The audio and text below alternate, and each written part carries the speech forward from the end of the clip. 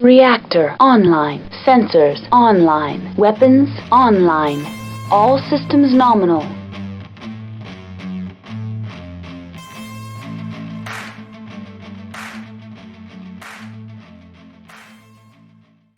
Hello everyone, Carrie here with Unicorn Company, and today we're going to be looking at the Clan Direct Firestar.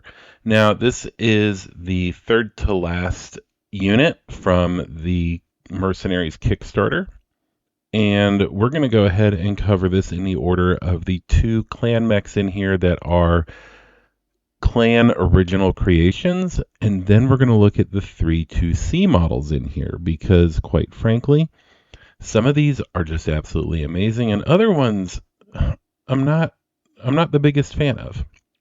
So first off, let's start with the Grizzly. Now, the miniature for the Grizzly is pretty nice. I mean, it's a good approximation of like the feel of that mech from before there was even a new version of it. And of course, looking at this version here, they have done a wonderful job in bringing that over to the new art style. Now, looking at the miniature, I'm going to start over at the front here. Everything looks pretty good. And of course, looking at the side, from the mech's left side, it looks good as well. I'm looking for clip points, mold lines, anything like that. And so far, we're doing pretty good here. I'm not seeing anything that sticks out to me. They've done a wonderful job on the details on this. And of course, over to the mech's right side. And there is a mold line in the right arm, about center of it, that you can see. It's like up on the upper arm. But looking for clip points and stuff, they've done a good job of hiding them on this one. I mean, overall, the details on this is pretty good. Checking the muzzle of the main guns, everything's actually pretty smooth. Okay, so on the mech's left arm, there's like a smaller weapon, probably a medium laser, I believe it is, that is slung on top of the main weapon there, and that does have some burring on the end. But overall, this is going to be a pretty easy model to clean up. And they've done a wonderful job of the details on it. It looks absolutely amazing, and I do like it. Oh, and there's one other burr on the bottom of the right arm on like the little shield-looking assembly towards the rear of it.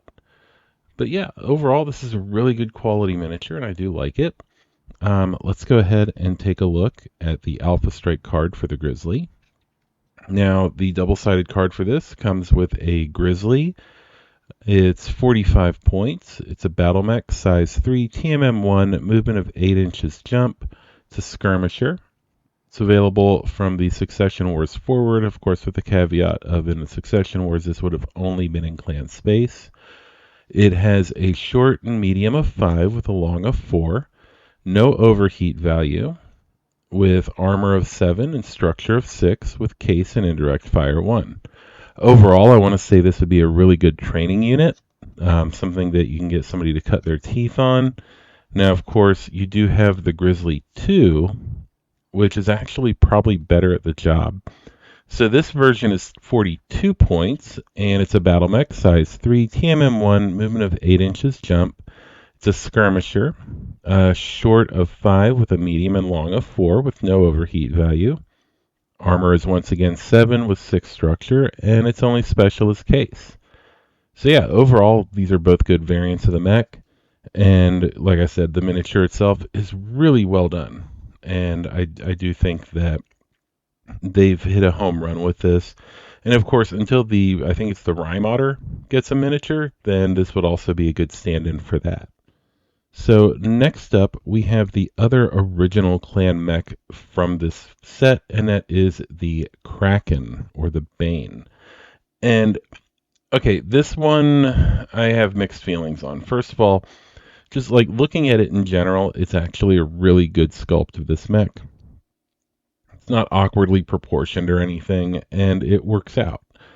Now to the not so flattering here. First of all, when you just rotate the mech, there's a big old clip point on the lower part of the upper torso that is quite visible and is in a weird spot that's going to be hard to get to, ironically enough, given how visible it is. There are also some pretty outstanding mold lines on the tops of the legs, although I don't see clip points on them. And it looks like, let's see, I'm looking for clip points on the arms. I don't see them anywhere. So, yeah, I mean, you have some pretty egregious mold lines up on top of the legs, and you do have that clip point. One other thing of note is that the mating surface for the upper and the upper torso and the hip assembly is not the best. There is actually a gap on mine, and what's funny is the front of the hip assembly has a split that is designed to be there. It's a panel line. And the problem is, because of the fact that you have that gap, it looks like it's not supposed to be there. It looks like an error in production and not like a panel line like it's supposed to be, because you have that gap right up above it. So overall, like, this one, not the best quality that I've seen from Catalyst. I'm just going to be honest. And otherwise, though, I mean, it is a good representation of the Bane. It's a nice, hefty model as far as a plastic miniature goes. And the quality of it, I mean, it could have been done better. Everything is detailed on it, even the underside of the torso. But just the way they mated it and everything, it just doesn't feel like QC was up to snuff on the day that they built this. Now, looking at the card for it, we have the Kraken/Bane at 42 points. This is available from Succession Wars forward. Of course, we have the clan and agent caveat there. It's a Battle Mech size 4, TMM1, movement of 6 inches. It's a sniper. Does 3 at short, medium, and long with no overheat value. It does have a good amount of armor here. Looks like 10 armor with 5 structure. And case, once again, a super simple design. It doesn't require a lot of explanation on how it works. The other one we have here is the Kraken 7, which is 56 points. It's available from the Dark Ages forward. Now, this one is a Battle Mech, size 4, TMM1, movement of 6 inches. It's a sniper. It has a short, medium, and long of 6. Yeah, this hits like a lead brick. It does have an overheat of 3, once again with 10 armor and 5 structure, with case and flak 335. Now, 56 points is a pretty big investment in Alpha Strike, especially if you're playing like a 350 or a 375 level tournament. The thing is, this gives you a aerial street sweeper, as it were, because one of the biggest things you will run into in Alpha Strike is dealing with aerial units. And that flak ability is really nice, especially at long range. This can sit back on the edge of the table and just like take down helicopters all day. So those are the two original clan mechs. They're the ones that were designed by and for the clans and not built on an Inner Sphere platform. And of course now, because the clans have to keep that whole Inner Sphere Star League thing alive, we do have the Rifleman IIC. Now, many of you may remember the Rifleman IIC as far as it originally came out. Some of you are new here and haven't seen it. If you haven't, I would recommend taking a look at the older tech readouts, or just Google Unseen Rifleman IIC. They have really heavily pulled from that design, and they have done a wonderful job of it. So, first of all, they have, it has the radome. It's very much in that artistic style, but it's unique enough to where it's not in the original style. The cockpit on the Rifleman IIC is moved up to the top of the torso, and that's reflected here, where it's directly under the radome. My first thing I'm going to say, I love the model. Second thing I'm going to say, I don't love the guns, because there is a small gap between them, but they want to press together. So I feel like that should have probably been molded as a single, like just mate them together so, they look a little bit better. As far as quality of the miniature, looking over it, I'm starting on the front. Everything looks really good. The muzzles on its arms are just fine. It does have a clip point on the radome on the left side of it, just behind where it sticks out a tiny bit. And let's see, the legs are pretty good as far as mold lines. There's a clip point on the top of the left leg that you should be able to get to pretty easily. And I'm looking for the right leg one. I don't see it. Oh, there it is. It's really well hidden. You're going to have to wiggle around a little bit to get to that with something, probably a hobby knife, because that is in a really tight spot. So overall, this is a better quality than the Kraken, obviously. Um, I do wish that clip point was not in that one spot, because that is going to be a pain in the ass. So yeah, no. Other than that, though, I mean, it's a good miniature, and I do like it. I just wish the guns didn't want to splay into each other. I guess that's the wrong term, but they didn't want to join up at the nose or the muzzle, and the that one clip point is just in a really bad spot. So let's look at the cards for the Rifleman IIC. First, we start with that standard Rifleman IIC. It's 47 points. It's a battle mech size 3, TMM1, movement of 6 jump. It's a sniper. It has a short, medium, and long of 5 with no overheat value. Armor on this is 7 with structure of 5, and it has energy, probe, and recon. Overall, not a bad design. And it is available from the Succession Wars forward. Once again, Clan Invasion. It's not going to show up for a long time. The other one we have here is the Rifleman IIC2. Now, this one drops down to 31 points, and I'm not quite sure what's going on here because, all right, once again, it's available Succession Wars forward. Let's go over the stats and then just kind of talk about it. It's a battle mech size 3, TMM1, movement of 8 inches with 6 jump. It's a sniper. Has a short of 1, medium of 2, and long of 2 with no overheat, 7 armor, 5 structure, and case. I don't remember the stats for the Rifleman IIC in Classic, but oh my god, that is a huge drop in capability. And I mean, personally, if I had to take one of these, it's going to be the standard Rifleman IIC. I'm sure there are better variants of the Rifleman IIC they could have used, and I don't know why they picked the 2. It's a really weird one. Like, yeah, no, like I would expect if it's 122, it has some kind of specials that caused it to have such low damage output, but no, it's just 122. So yeah, overall the miniature is really nice. That one clip point is just in a weird spot, and the stat line for it, yeah, it's not a bad unit as far as the standard one. The 2, I don't know what the hell to say about that. Next up, we have probably one of what is the most anticipated models for the game. It is the Phoenix Hawk IIC. And first thing I want to say, this probably has the most feminine looking lines of any battle mech I've ever seen. I don't know how to explain it. It just, the way that they did the hips, the legs, the whole thing, it feels very not masculine, which I'm cool with that. I'm totally cool with that. But it's just not something I'm used to seeing outside of like people drawing weird waifu mechs and stuff, you know? So anyway, let's talk about the miniature. All right, overall basic look of it and everything and feel. This feels like a big assault mech, even with the interesting lines to it. Now, where it gets interesting is going to be in the way they did the clip points.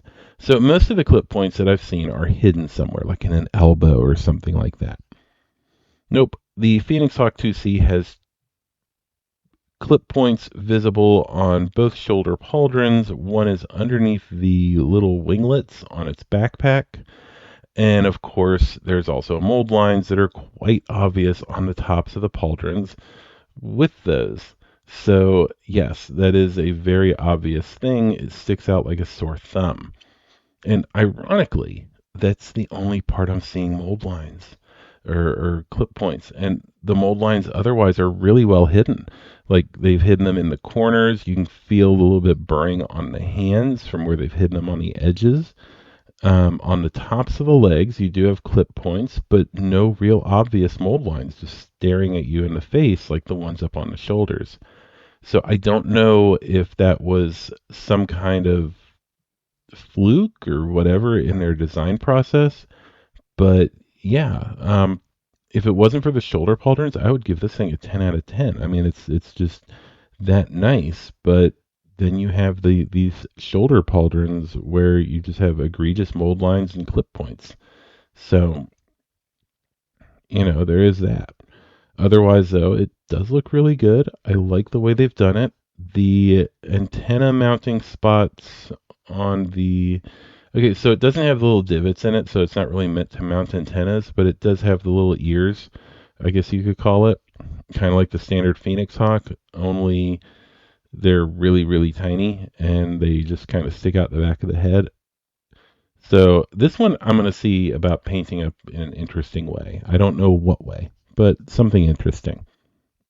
And let's take a look at the miniature, not the miniature, the card. So once again, we have a double-sided card. The first of these is obviously the standard Phoenix Hawk IIC at 41 points. It's available from Succession Wars Forward, Clan Invasion Caveat, BattleTech size 4, TMM2, movement of 10 inches jumped. It's a sniper.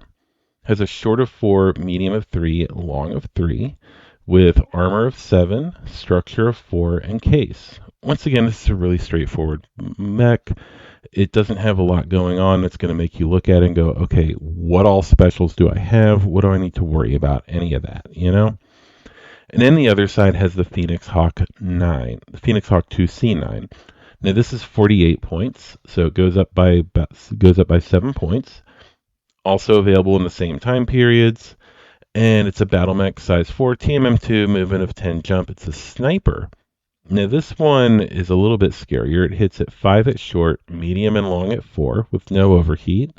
Once again, you got 7 armor with 4 structure, and it has case, indirect fire 2, and LRM 222. So this is more of a support Phoenix Hawk than the other one, but it does have that maneuverability, and it's really, really just not that...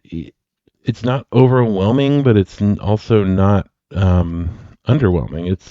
It's kind of right in that sweet spot. And of course, being an assault mech, I know it's not clan-like, but you can punch for 4 points with this thing. God forbid they ever stick a melee weapon on a Phoenix Hawk 2C or triple strength Mimer, right? I mean, I'm not saying that they should, but at the same time, if like a Charger pilot ever got hold of a Phoenix Hawk 2C, I can just imagine the chaos that would happen. Just think about that for a moment, right? All right, so the last mech we have here is the Hunchback 2C. And the Hunchback 2C, this model I both love and hate. It's okay. Let's start off with this. The proportions on this are correct, yet they make it feel like a toy. And yes, I know we're a bunch of grown adults playing with toys, but they're little military toys, and you do games with them. And okay, the everything on it looks right, but it's also so starting off from the front. Okay, so technical wise, you have mold lines on the upper legs, and I don't see that they extend into the lowers, which is good. And those run all the way to the back. The back of the right arm has a mold line that runs all the way down the elbow, but it should be pretty easy to clean. It's really easy to get to. The leg ones are a little bit harder to, and it's just because of, well, they're sort of in there a little bit. Now, otherwise, technically, this model is fine. This model looks great technically. The issue that I run into is these giant antenna. And we know you can do finer antenna than this Catalyst. We've seen them. They take away enough of the I don't know how to put it. I want to say realism, but well, I mean, we're talking about mechs, but at the same time, it does like take a little bit away from that military sci-fi look and start to make it look like a toy. So I'm not the biggest fan of these antenna. But otherwise, I mean, the model's fine. It's just it's got a couple mold lines that are easy to get to. And I'm not seeing clip points. I do like that if you look at the center torso, it does retain the little tiny angled detail thing from the original Highlander's chest.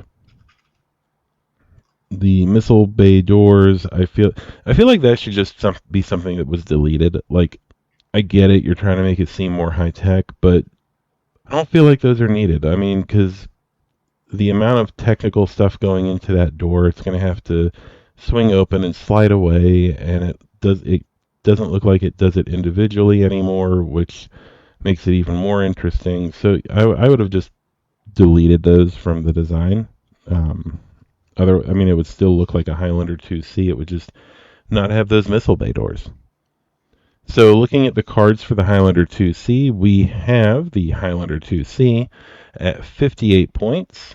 Clan Invasion, Succession Wars forward, but obviously only Clan Invasion forward for the Inner Sphere. It's a battle mech, size 4, TMM1, movement of 6 inches jump. It's a missile boat. It has a short and medium of 7 with a long of 4 with an overheat of 1. Armor-wise, we are at 9 armor with 7 structure with case and indirect fire 1. It may not move fast, but it's going to be hard to take down and hits like a brick.